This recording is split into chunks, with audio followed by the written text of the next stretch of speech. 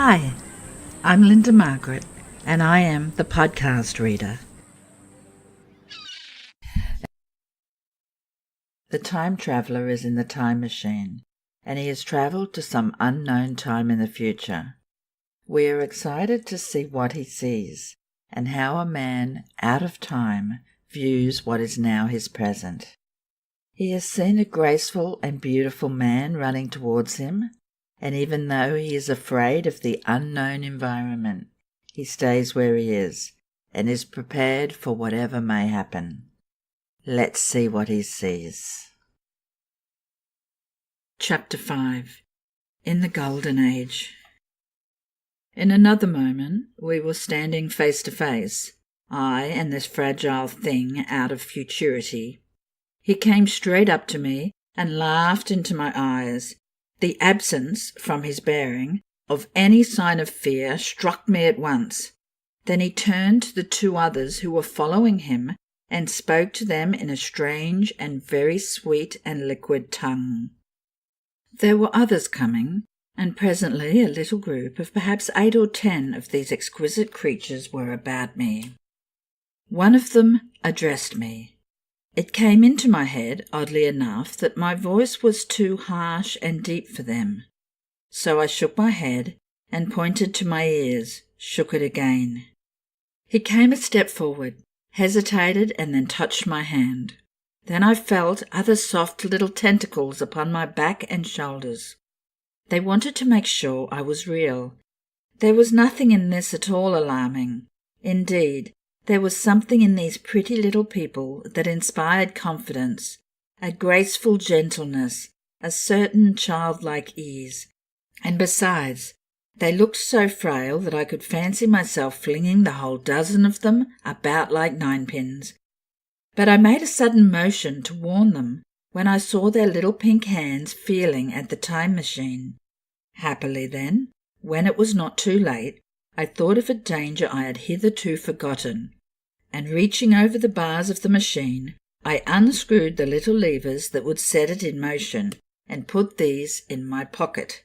Then I turned again to see what I could do in the way of communication. And then, looking more nearly into their features, I saw some further peculiarities in their Dresden china type of prettiness. Their hair, which was uniformly curly, came to a sharp end at the neck and cheek. There was not the faintest suggestion of it on the face, and their ears were singularly minute. The mouths were small, with bright red, rather thin lips, and the little chins ran to a point. Their eyes were large and mild, and, this may seem egotism on my part, I fancied even that there was a certain lack of interest I might have expected in them. As they made no effort to communicate with me, but simply stood round me smiling and speaking in soft cooing notes to each other, I began the conversation. I pointed to the time machine and to myself. Then, hesitating for a moment how to express time, I pointed to the sun. At once a quaintly pretty little figure in checkered purple and white followed my gesture, and then astonished me by imitating the sound of thunder. For a moment I was staggered, though the import of his gesture was plain enough. The question had come into my mind abruptly. Were these creatures fools? You may hardly understand how it took me. You see, I had always anticipated that the people of the year 802,000 odd would be incredibly in front of us in knowledge, art, everything. Then one of them suddenly asked me a question that showed him to be on the intellectual level of one of our 5-year-old children.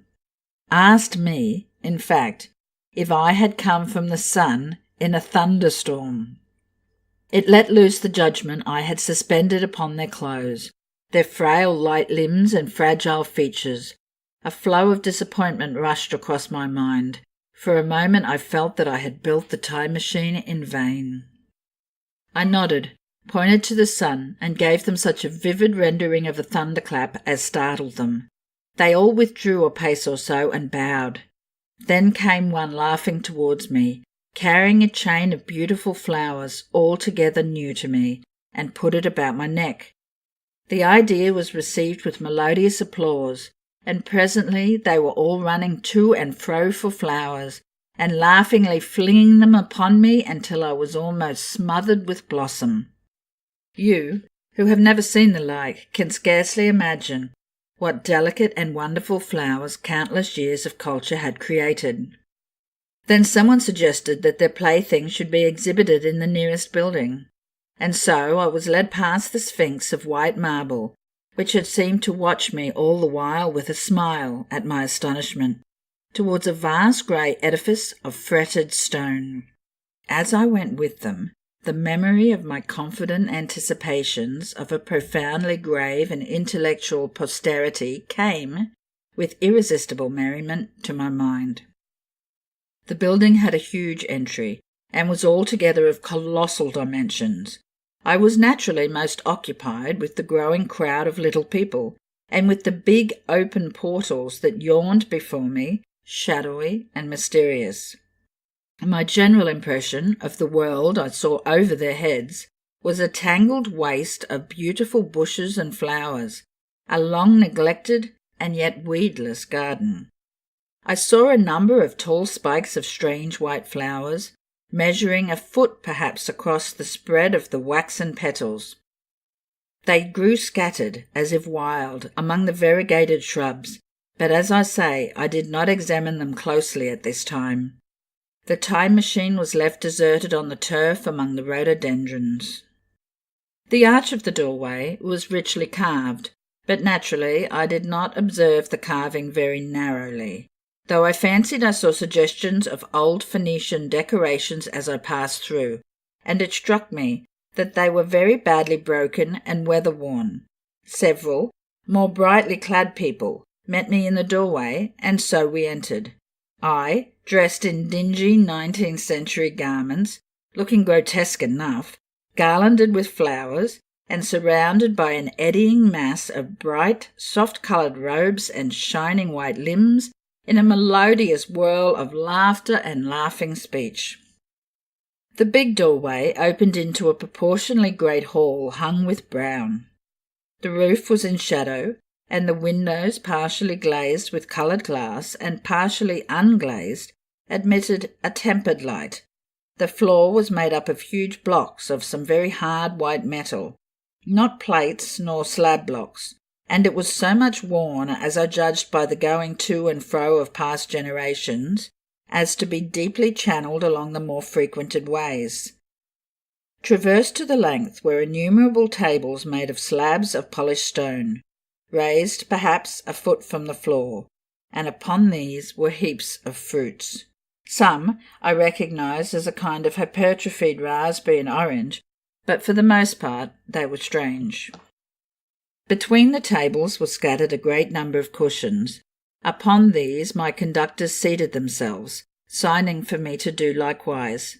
With their pretty absence of ceremony they began to eat the fruit with their hands, flinging peel and stalks, and so forth, into the round openings in the sides of the tables.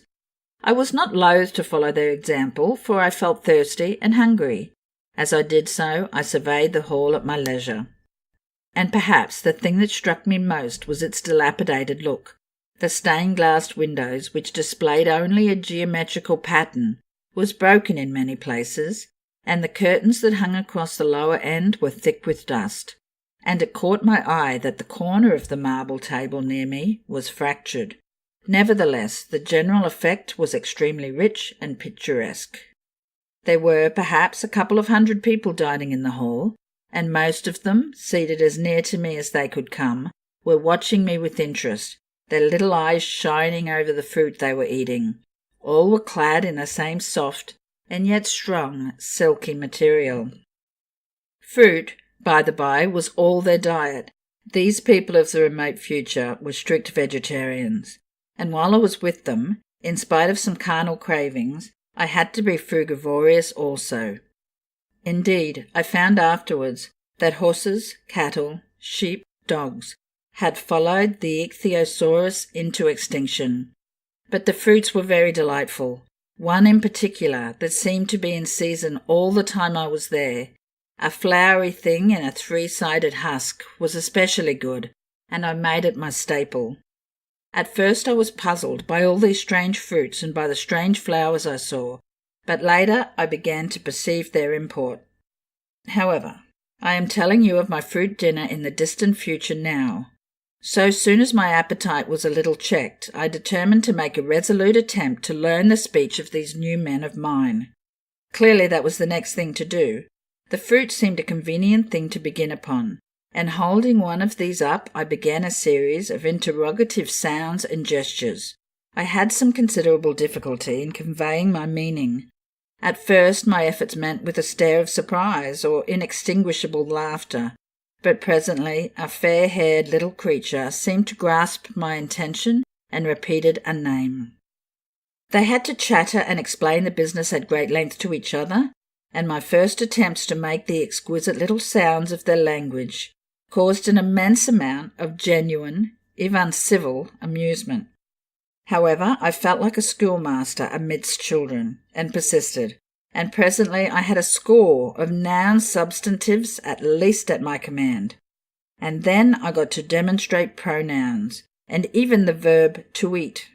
But it was slow work, and the little people soon tired and wanted to get away from my interrogations, so I determined, rather of necessity, to let them give their lessons in little doses when they felt inclined.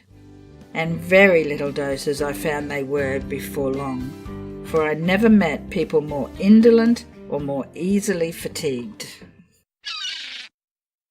802,000 odd. That's an almost inconceivable amount of time for most of us, including me. The time traveller had expected a civilization which had advanced along the technological lines of his own civilization. However, he is confronted with a small, delicate species of man that, although they are surrounded by luxury, are lazy and easily fatigued. These nymphs are vegetarian. Horses, cattle, sheep, and dogs are now extinct. The luxurious environment shows sign of zero maintenance. The time traveller attempts to learn some of their language, which is hindered by their general sense of laziness. Until tomorrow, this is the Podcast Reader, and I am Linda Margaret.